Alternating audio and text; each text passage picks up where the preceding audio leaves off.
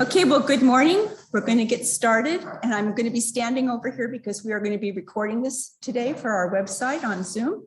So I'd like to thank you all for coming this morning. We really appreciate you coming out. We're excited to be here. This is our first live in-person workshop in 2 years. So if hopefully you've been keeping up with this on Zoom. My name is Brooke. I'll be your moderator today, and I'm standing over here because we're recording. This workshop is being presented by the Master Gardeners of Placer County, and it's going to be recorded and it'll be available on our website after it's uploaded, and you can find that at pcmg.ucanr.org. If you have questions, please hold them until the end of the presentation, and then TC will answer them. If you have a phone, please take it out and silence it, vibrate it, whatever you need to do to not have a ring. And with that, I'd like to introduce TC Markle. We have one more person.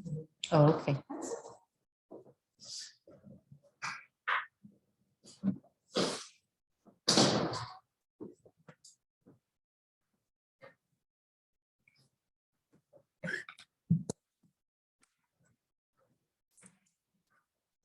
All right.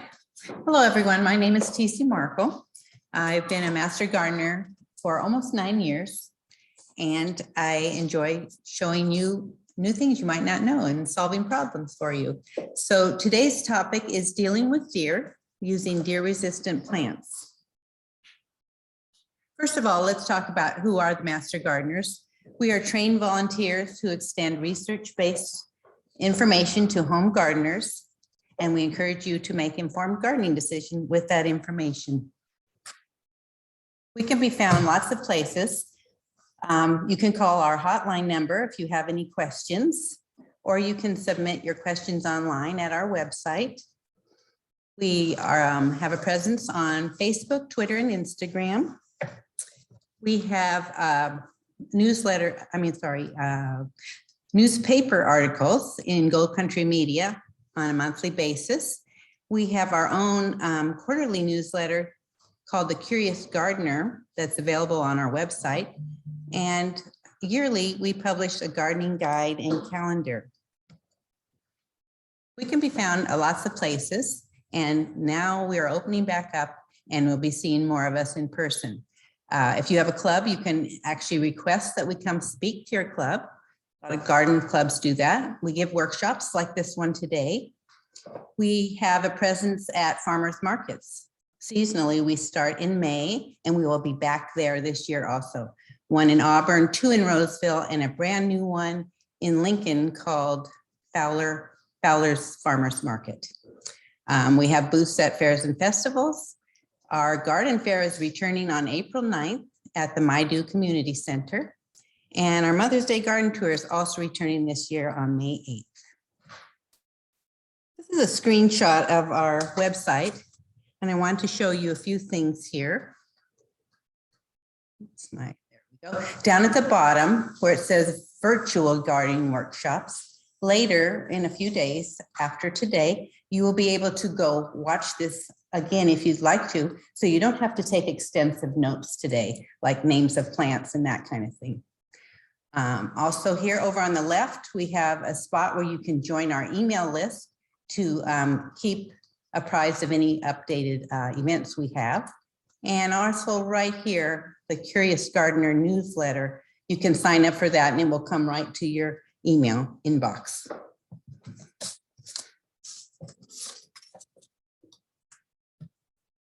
Okay, this is a photo of our gardening guide and calendar, and we still have some available at these different venues, so you could give them a call and see if they have some.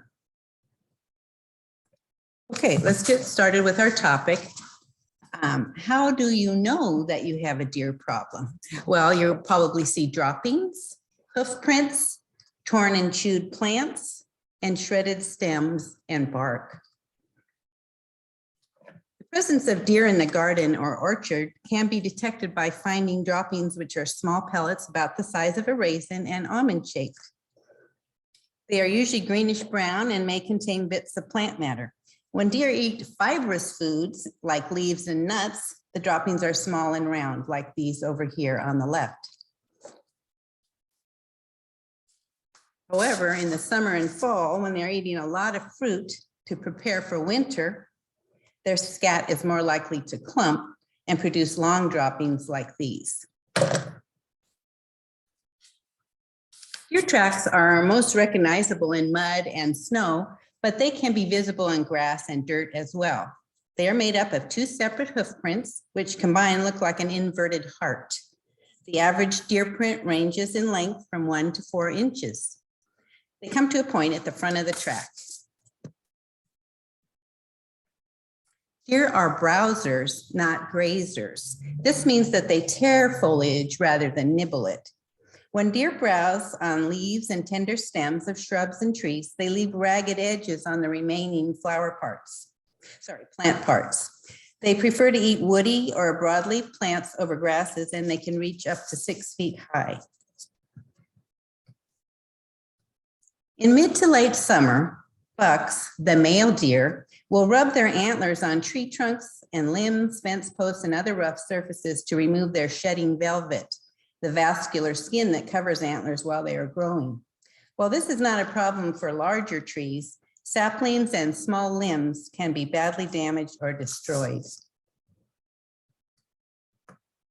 These are examples of damage done by a mule deer buck rubbing its antlers on a small sapling branch, which often results in the tearing of the bark or breaking of small branches.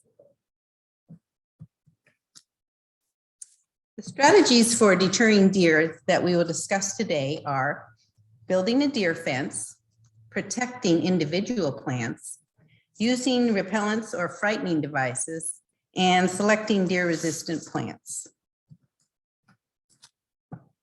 Properly built and maintained fencing is the most effective method for preventing deer damage. Fencing may require a high initial financial investment, but considered over time may prove to be the most effective approach. Both high tensile wire and woven mesh full height fences are effective. The best fence height is 7 to 8 feet. Deer are more likely to crawl under or through a fence than to jump over it. Make sure you secure the fence close to the ground and repair any breaks.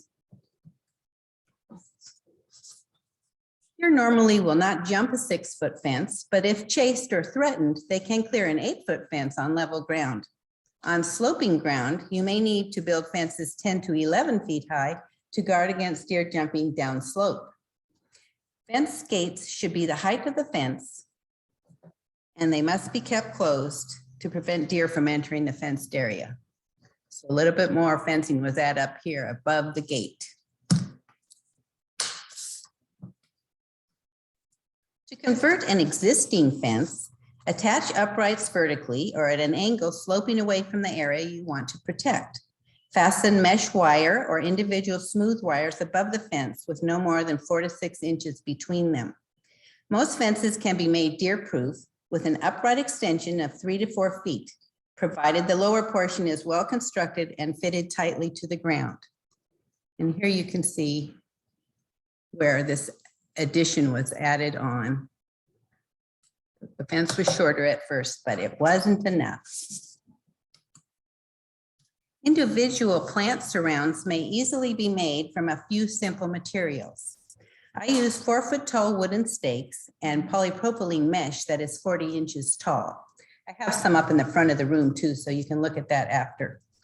Poultry wire or heavier woven wire may also be used. For most small to medium plants, allowing for growth, I cut a 100-inch length of mesh, slide the stake underneath at the halfway mark, and staple the mesh to the stake. I then flip the whole thing over, lay a second stake directly over the first one, fold the 2 loose edges of mesh to slightly overlap in the middle, and staple the 2 edges to the stake.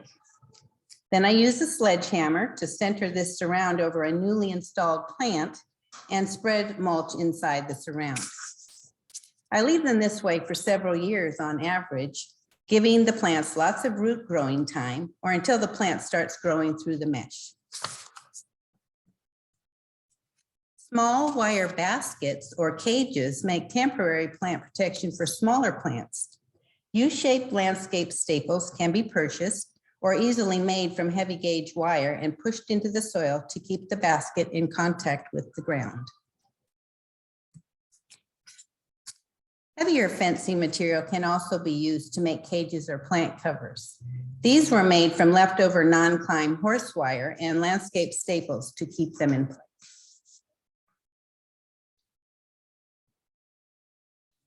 Various chemical repellents are sold for reducing or preventing deer damage to plants.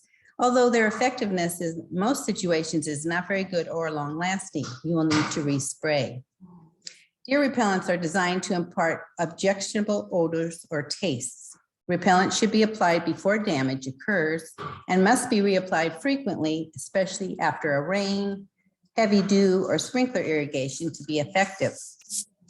Repellents must usually be applied to new foliage as it starts to grow more.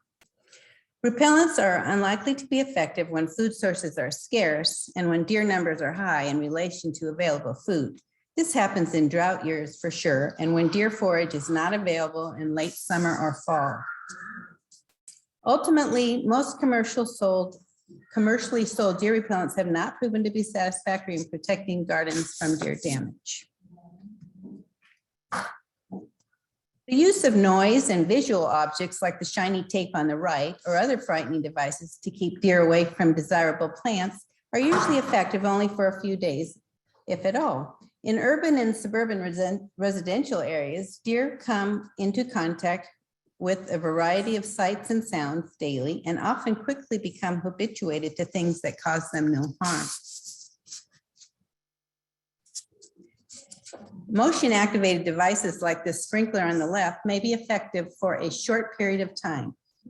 Simply tying old CDs or this type of tape on the right of Mylar consistency to a fence or branch to blow in the wind can be an effective deterrent for a short while. And I have a funny story about the scarecrow sprinkler.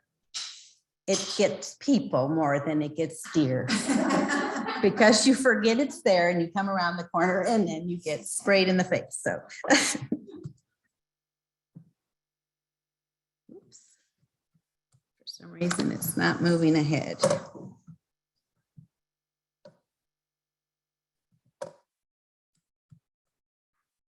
Barbara, I can't. Sorry, it won't move. Just. Yeah. Okay,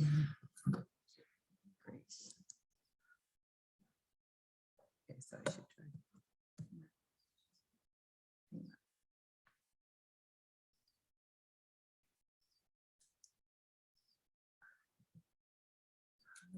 Loading. I think that's what's.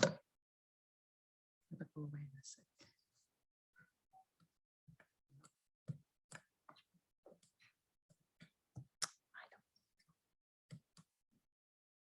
a second.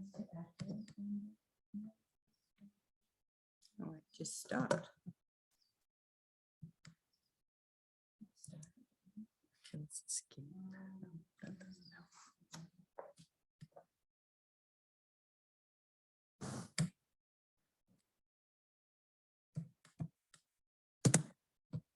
Bang on it. Sorry, technical difficulties. Whoops. Okay, what happened? Go back. No, you're going forward still. Okay, now this should work. Okay, one more. All right, thank you.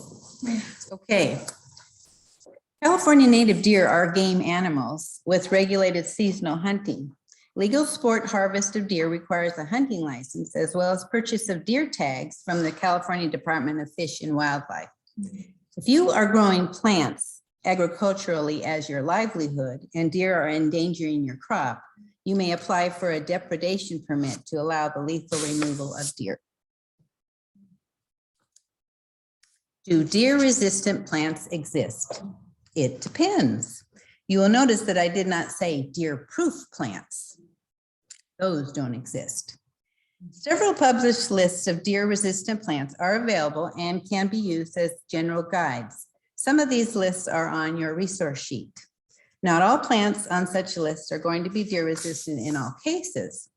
Deer damage differs according to location, time of year, plant age, weather, and deer numbers. So your yard will be a study of one. No plant is truly deer-proof. If deer are hungry enough, they will eat just about anything. Deer like nutrient-rich plants, especially in spring and summer when does are pregnant or nursing, when young deer are growing, and when bucks are growing antlers. Fertilized plants, especially those just brought home from the nursery, provide protein, energy-rich carbohydrates, minerals, and salts. These new plants are very attractive due to their new juicy growth. Certain plant groups are well known to be tasty to deer, like daylilies, roses, hostas, and tulips. If these are among your favorites, you may still have success growing them, but you will need to protect them in some way, as we have already discussed. Planting strongly scented plants nearby can also be a help. Deer will also consume fruit, nut, and ornamental trees, vines, and garden vegetables. Deer browsing can stunt the growth of newly planted fruit and nut trees and vines, sometimes delaying their fruit production by several years. The plants most resistant to deer browsing are those that contain toxins of some sort, such as daffodils, which are poisonous to most mammals. Some plants may be considered toxic or repellent only during certain stages of growth, so they may be considered deer resistant in some seasons, but not others. The plants in this slide tend to be ignored by deer and may be good choices for your yard. So we have daffodils, hellebores, peonies, and bearded iris. Deer generally dislike plants with a strong smell, and these offer many choices for the gardener. The foliage of Tanacetum parthenium, or feverfew, is very aromatic and thus deer resistant. Agastaki, or hummingbird mint, is available in many colors and heights. Also called anise hyssop, the foliage is quite fragrant and generally ignored by deer. Most salvias or sages have oils in their leaves. That's what gives them their distinctive fragrance when you brush up against the leaves. As a general tip, the more strongly scented a plant is, the more likely deer are to ignore it. There are many salvias from which to choose. Lavender deters deer with its fuzzy and fragrant leaves. There are many varieties from which to choose. Pictures is Lavandula stochus, Spanish lavender. In the center, we have California native spice bush, Calacanthus occidentalis. It's resistant to deer browsing. On the right, not only is bee balm deer resistant, it actually repels deer with its minty scent. You could plant it next to other plants you want to protect from deer. Deer have a heightened sense of smell, which they use to find food. You can take advantage of this by planting specimens with smells they dislike. Many herbs fill the bill with their aromatic leaves and flowers. Here we have Feniculum vulgar, fennel. Then we have Salvia officinalis, sage, and Rosmarinus officinalis, rosemary. A smart rural homeowner used the tactic of planting intensely scented lavender all around the base of a rose bush to deter deer nibbles, and it has been very successful. Here we have another category of plants. When euphorbia flowers are cut from the stem, white sap comes out of the stem. This white milky substance causes deer to steer clear of the foliage. They find plants with this milky sap distasteful. Other examples are Asclepias speciosa, showy milkweed, and Grindelia hirsutila, gumweed. Those last two are California native plants. Deer find the fuzzy leaves of perennial lamb's ear, Stachys byzantine, unappetizing. Two California natives that have fuzzy and irritating leaves are Fremontodendron californica, California flannel bush, and Phacelia californica, rock Phacelia. These pictured plants have fuzzy leaves that are resistant to deer browsing.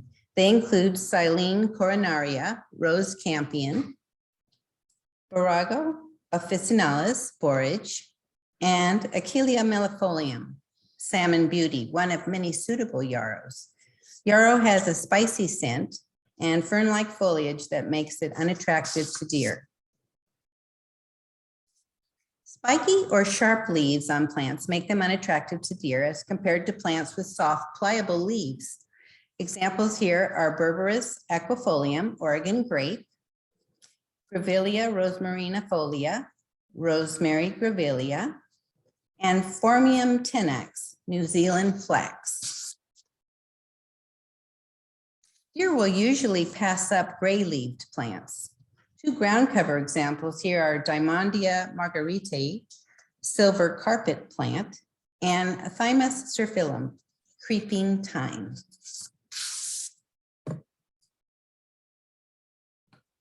All these gray-leaved plants are mallows with varying flower colors. Malacothamnus fasciculatus is chaparral mallow. Spheralcia newlees coral is coral globe mallow. The third selection is Spheralcia incana Kathy Eccles, which is Kathy Eccles desert globe mallow. Unusual textures like sharp, spiky fronds or foliage tend to keep deer from munching in many cases. Some examples are Agave americana, century plant, and aloe vera plant down on the right. Echinops retroruthenicus, which is globe thistle, features both prickly foliage and flowers.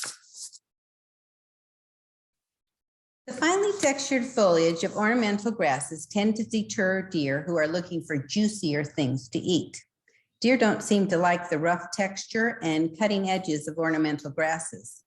Here are photos of Calamagrostis acutiflora, Carl Forster. That's Carl Forster feathergrass. Up at the top, we have Muhlenbergia rigans, a native California plant called deergrass. In the middle, Festuca glauca is blue fescue grass, and Bouteloua gracilis is blue grama eyelash grass. Those last three grasses on the right are all native California grasses. This grouping of flowers is very deer resistant.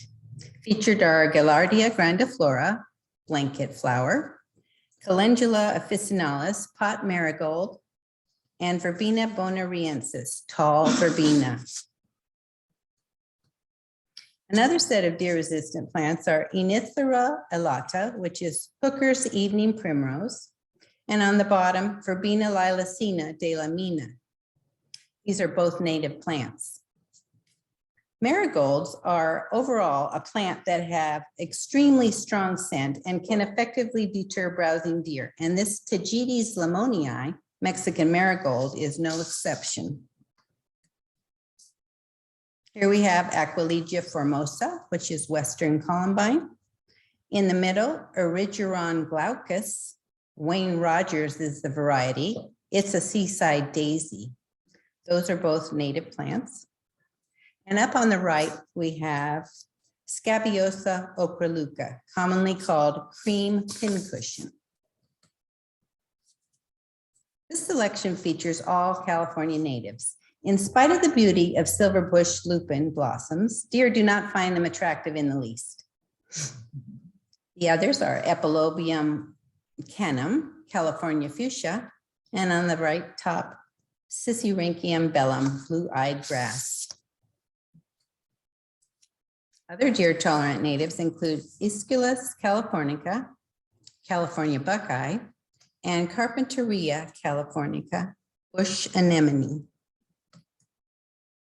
More natives include Frangula californica, coffeeberry, and Ceanothus Julia Phelps mountain lilac. Sambucus nigra species, Cerulean, blue elderberry, is also considered deer resistant. Many varieties of manzanita are deer resistant, including this Arctostaphylos manzanita, Dr. Hurd. Echinacea purpurea, purple coneflower, is unpalatable to deer. The leaves of black-eyed Susan are covered in coarse hairs that deter deer. Let's look at the listings on your resource sheet. First, you have this listing by Rutgers University in New Jersey. It rates landscape plants according to their resistance to deer damage. When you open it up, you see the plants are rated according to the categories rarely damaged, all the way down to frequently severely damaged. The plants are listed by their common name and their Latin name, as well as types of plants such as annuals, perennial, shrubs, tree, etc. This list is entitled Deer-Resistant Plants for the Sierra Foothills Zone 7, but it applies to our other local zones as well. This 8-page list of plants is available on our PCMG website. To find it, you go to our website. You see up across here on the heading, you go to landscape plants, click on that, and there's a drop-down menu, and this is what you'll see. The first one at the top is the deer-resistant plant list for Sierra Foothills. This list of deer-resistant plants was put together by the master gardeners of El Dorado County and contains plants appropriate for our area as well. The link is on your resource sheet. The 2019 summer issue of the Curious Gardener features an article called Managing Deer in the Foothill Garden Landscape. So what you do is you go to the website again. You go over to the Curious Gardener newsletter, click on that. That link will open up, and then you scroll down until you see summer 2019, and you click over here on those highlighted words, and you'll get the article right here.